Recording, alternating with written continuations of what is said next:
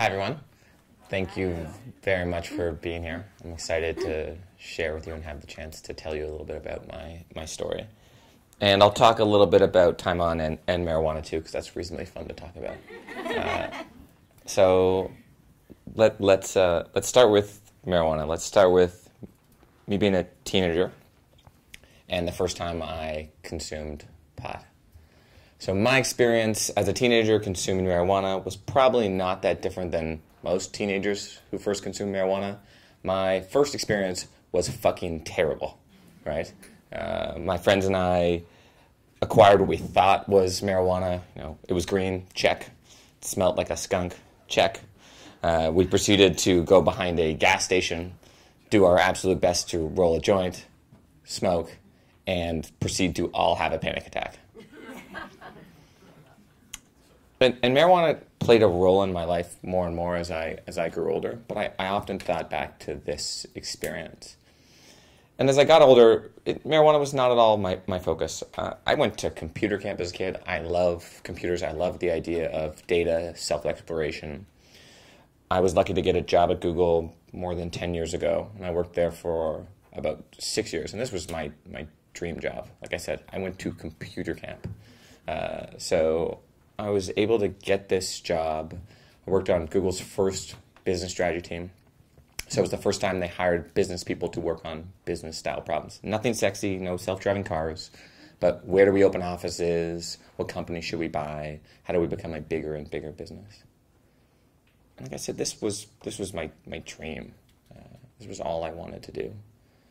And I grew up with this fundamental belief that if I worked hard, and if I put my head down, ultimately that would lead towards happiness. So I had this good job, and I put my head down. I worked for Google for about 3 years in California, and then another 3 years in Asia. I ran a couple $100 million business unit for Google in Singapore, Bangkok, and Tokyo. I was a management consultant before that, so I'm at Google, been there longer than I've done anything else in my entire life. And I was lucky. I got promoted, continued to make more money, did this thing that I was told to do. And I remember very distinctly having this conversation with a mentor of mine when I lived in Singapore.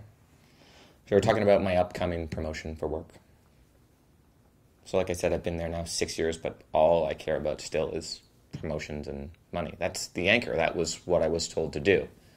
That was how I was supposed to determine if I was happy, if I was successful. So I'm sitting down with my mentor, and we talk about this upcoming promotion. And talk about how I really want it to happen really soon. He says, well, why? Why January? Why in the next 3 months? And my response to him was, because I want to beat X person. I mean, that's nuts, right?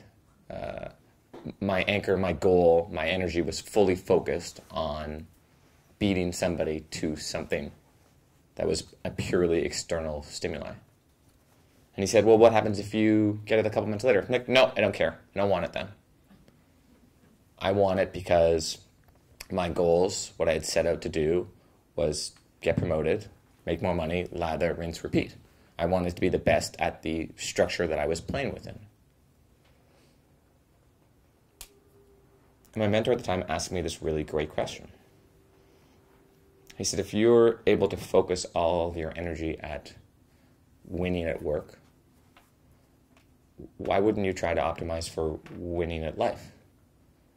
Why wouldn't you put all of your energy, all of your focus towards an internal stimuli as opposed to an external one? As opposed to setting yourself up with goals that are driven by the outside world, why not look inwards and try to set goals based on yourself? So this started me on this path of trying to understand what would make my life more fulfilling. So I'm still working at Google. I was lucky to get to go on secondment to Ghana. So I'm in Ghana, and credit to Google, they do an amazing job of sending you lots of cool places to work on cool projects that theoretically focus on trying to help the world learn, help access to information. So I'm in Ghana, and Google is actually laying fiber cables across all of Ghana to ostensibly get people to watch more YouTube videos. And so I'm working in Ghana, and a friend and I decide we're going to go to a voodoo ceremony. Ghana still has a substantial voodoo culture. So we find a guide to take us out to this voodoo ceremony. And I'm there with 20 other Google employees. Only one other person wants to go to this voodoo ceremony with me. So we go out with this guide. It's a 4-hour drive into rural Ghana. And we're talking with the guide about life. And I'm relaying this idea that I'm feeling unmoored, that I'm not sure what to do, that I'm thinking of quitting this job. So after the guy gets finished lambasting me over the idea of quitting a good job, I ask him what motivates him. How does he decide to get out of bed every day? And he tells me something that has stuck with me for my entire life. If what my mentor told me, he said, okay, try to focus on winning at life. Well, I didn't know what that meant. And this guide gave me, to me, a critical piece of information as I was trying to understand my path and where I should go. The guide said, for him, he either works to support the people that he loves, or he works on things that he loves. Right? So he works to support the people that he loves, or he works on things that he loves. And this idea was revelatory to me. I wasn't really doing either of these things at this point. I was working to bend towards a promotion. I wasn't necessarily working on something that I loved at all. And I surely wasn't supporting the people that I loved. You know, at that point, I was working towards this goal of promotion. I would often lose relationships because what I wanted to do was get promoted, make more money, lather, rinse, and repeat. So my first day back to my home office from Ghana, I quit. I decided that I need to go on a new journey. But I'm not so great at quitting and just jumping into the abyss. It's fundamentally not what I believe. I tend to think the idea is a bit of a myth that ultimately all we need is just like more beach time as people. Like, oh, if only I could just like lie on the beach for months.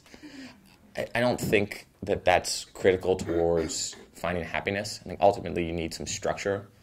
Otherwise, you're just a lottery winner who ends up losing all of your money. Right? You need some structure. You need a path. You need some guidance. So I needed to create some structure for myself. As someone who'd gone to computer camp and spent many of his formative years at a tech company, I decided I'd build this big spreadsheet. And I called this project for myself Time On. And my goal was I was going to travel and do all of these things that I couldn't have done because I was often working. And every day I would fill out this big spreadsheet. And I would try to use the spreadsheet to understand what winning at life meant. That was this ludicrous goal. So every morning I got up and filled out this spreadsheet. And I scored my past day. How happy was I? How fulfilled was I? How meaningful was my day? What did I spend money on? What did I do? What was the weather like? Who did I speak to? Everything I could possibly capture in the spreadsheet I did. And I did this for about a year and went out and tried to travel and do some fun stuff. So my friends and I bought a 20-year-old Toyota and we drove from London to Mongolia. I worked as a backcountry ski tour guide in Japan for a season. All these things that I couldn't do because I was trying to win at work in the past. I now set this goal of winning at life.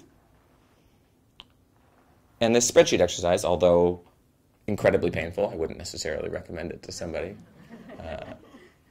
helped me crystallize my perspective as to what winning at life was for me. And I learned two big things out of this spreadsheet. One, that my life is more meaningful when I take on a big challenge. Not necessarily happier, but my life is more meaningful when I take on a big challenge. So I'll give you an example of how that played out in my spreadsheet and my data set. So I'm working as a backcountry ski tour guide in Japan.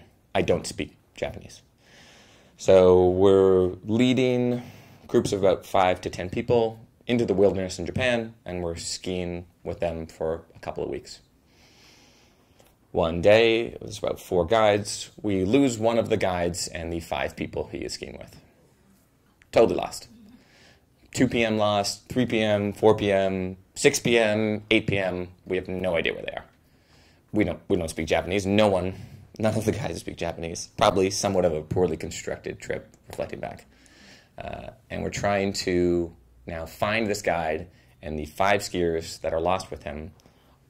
An important note, those are the 5 most beginner skiers who were on this trip with us. So we finally get a crackly phone call at about 8:30 p.m. It's dark at this point. And for those who don't know Japan particularly well, Japan has some of the snowiest places in the world, and it's also incredibly cold. So it's minus 30 at this point. It's getting dark. We get a crackly phone call. We find the group at about 10 after we have driven an hour away from where we were skiing. We find this group.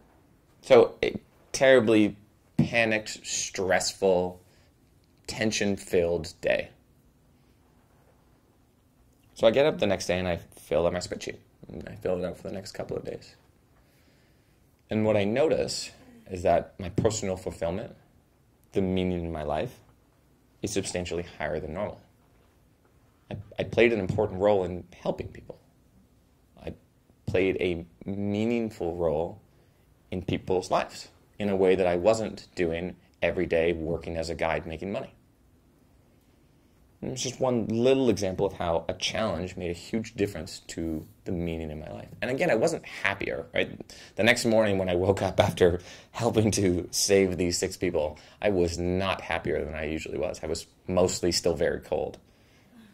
But my life was a lot more meaningful. So I discovered I'm happier when I take on big challenges. My life is more meaningful when I take on big challenges. So the second thing I discovered with this overly detailed spreadsheet is that my life is more meaningful when I'm part of and building a community. So for all this time at Google and my life after university, I left Canada. I was born in Toronto. And right after university, I left Canada, and I was gone for about 10 years. And during this time off, during this break from life, I got the chance to spend more time with my family, my old friends, and build new friendships. And whether it was when we were driving through Turkmenistan in our 20-year-old Toyota, or whether it was when I was at home, time with family and time with people, building meaningful relationships, made a huge difference to the meaning of my life. And this seems sort of obvious, right? But in our regular day-to-day, or at least in my regular day-to-day, this was never my priority. There was no marking for get up in the morning and build a meaningful relationship or build a community. The marking was get up in the morning and go to work and work hard and then come home and go to sleep and do the same thing again. So I remember driving through Turkmenistan. Turkmenistan, it's a country. It's in the stands. Some interesting notes about Turkmenistan, because it's somewhat of a fascinating place. It has a leader who they could easily make a movie about how insane he was. He renamed all of the months after his family members, so they reprinted calendars. He forced everyone to remove their gold fillings, so he could have all the gold. He built a statue in the capital of him that rotated with the sun, so he was always facing the sun.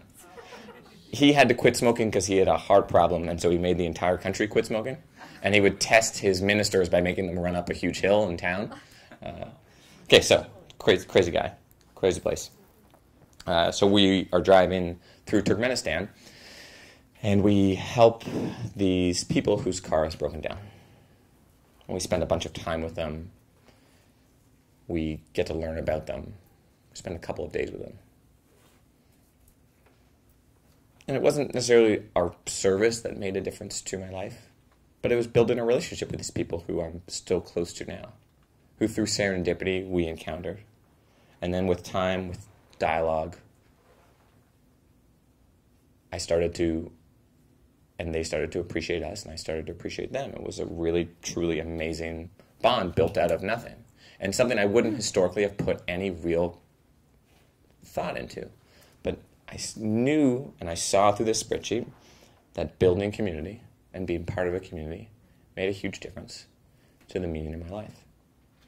So I've discovered big challenges and meaning. Those are the things that drive my happiness. And the reason this was alluded to earlier, the reason I called this project Time On is because I have forever hated the idea of time off. It always seemed incredibly unfair to me. Everyone looked forward to their vacation.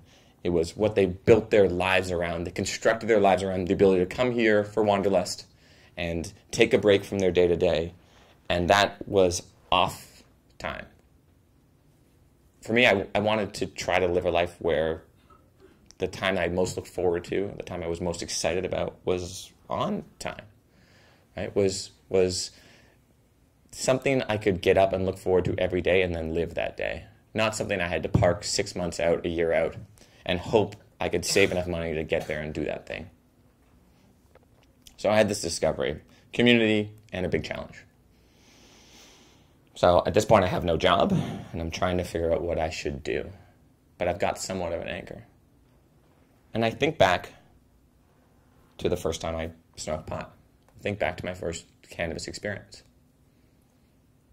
And I came back to Canada, came back to Toronto to be close to my family, to the community point, and started thinking about a big challenge I could potentially take on.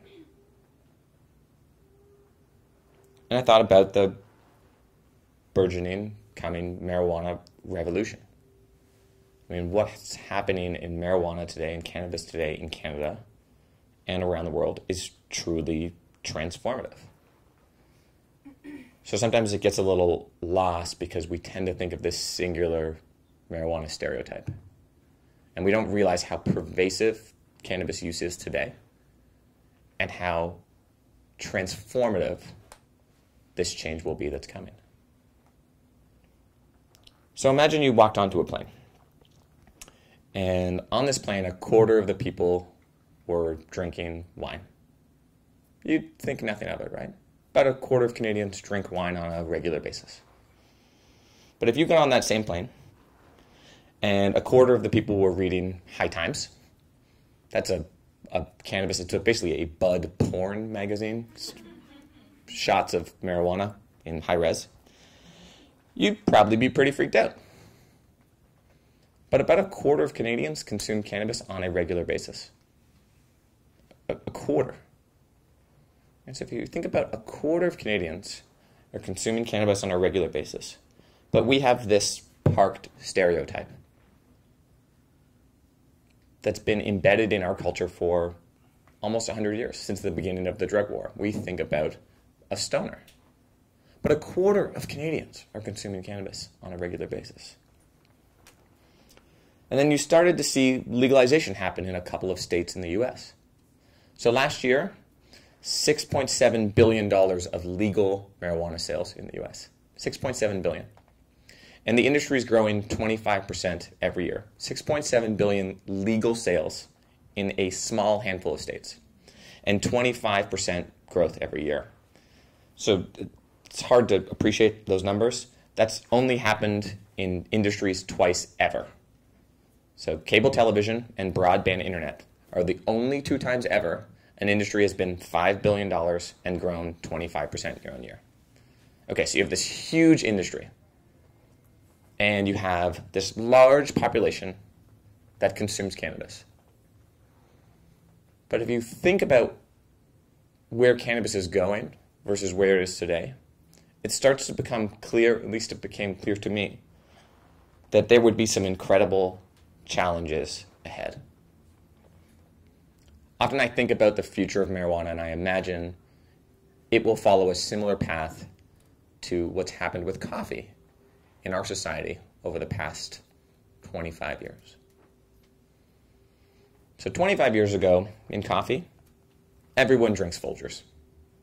Everyone drinks Folgers and everyone drinks diner coffee. This is North America. I'm not speaking about Italy or Spain. But North America, everyone drinks Folgers. Everyone drinks diner coffee. Everyone, right? And the goal of coffee at that point is to optimize for potency, right? In the first wave of the coffee industry, it's a potency game. You're not drinking this cup of Folgers because it tells a story about you, because it's a local product, because it's particularly delicious. You're drinking it because it's full of caffeine. And you're trying to get as much caffeine into your system as possible, as quickly as possible, because that Folgers doesn't taste so great.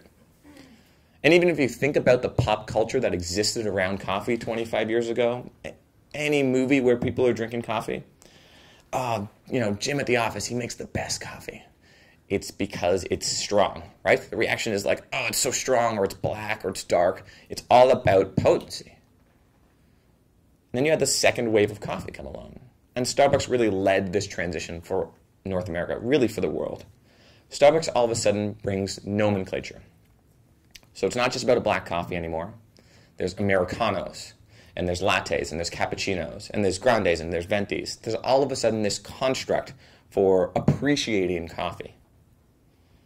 And then there's frappuccinos. You're not drinking a frappuccino because of potency.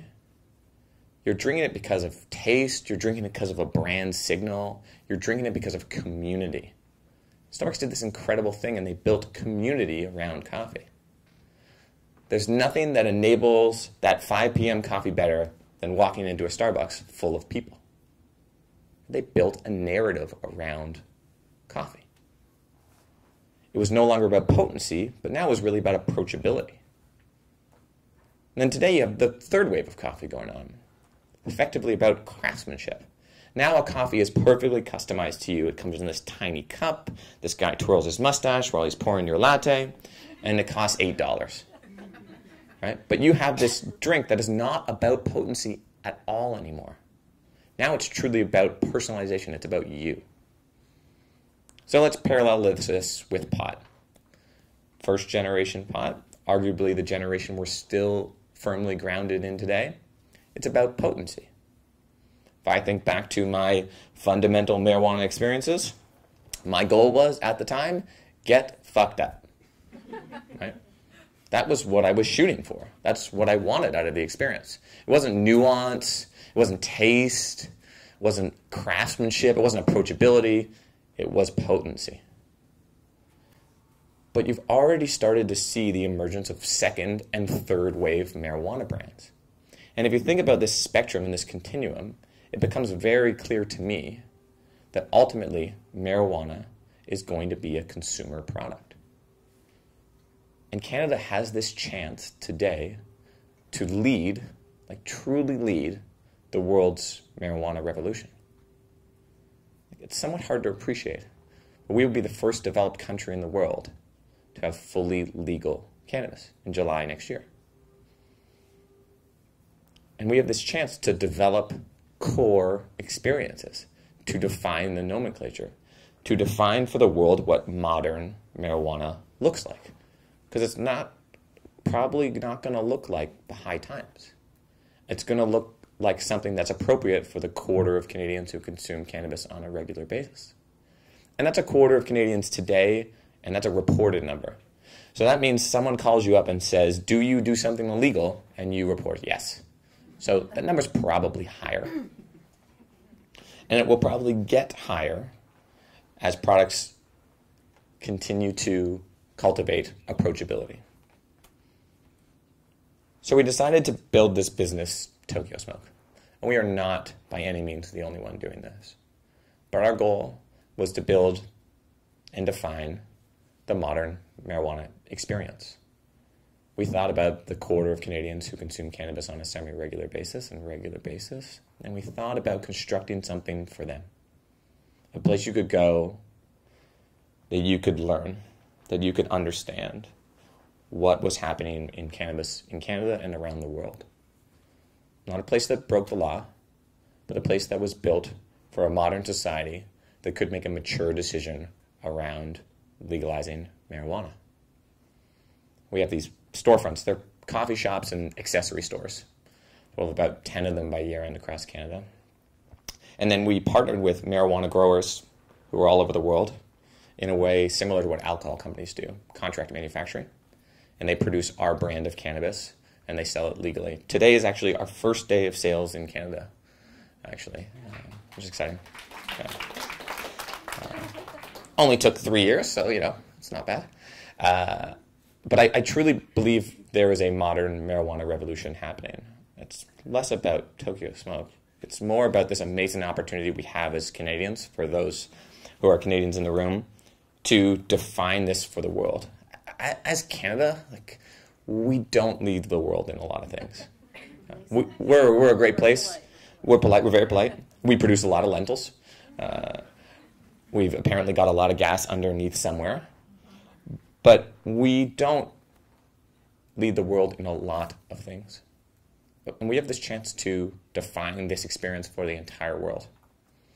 Right now, Canada actually exports legal medical marijuana to other countries in the world. Today. Like we ship shipping containers full of marijuana to Germany and Brazil and Croatia. Countries around the world that are thinking about legalizing marijuana are all using the Canadian model. They fly Canadian lawyers to their countries. They fly Canadian growers to their countries. We will define the way this works for the entire world. It's truly incredible. And for me, ultimately, all I really ever dreamed about was the chance to be part of something that was bigger than me.